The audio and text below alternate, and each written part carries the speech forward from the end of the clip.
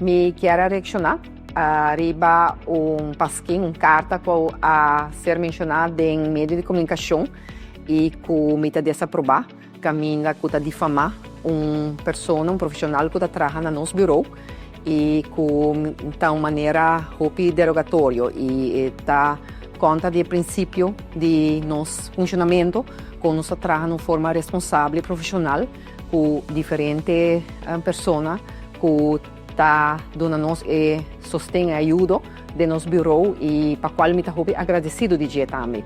E está sucedendo em viagem que tem profissional também que dentro do trabalho está decidido também de mover, de seguir. Se está sucedendo dentro do bureau também, dentro outro departamento, também dentro organização, se está caso também. Sin embargo, me quero que não me esteja para adelante como tal. Me quero que se pessoa não está vista quem está quer esconder, me está sei não tem forma de trazer algo de lá. Então, nosso bureau está trabalhando sempre de forma profissional, em forma responsável, de bom ambiente com o outro.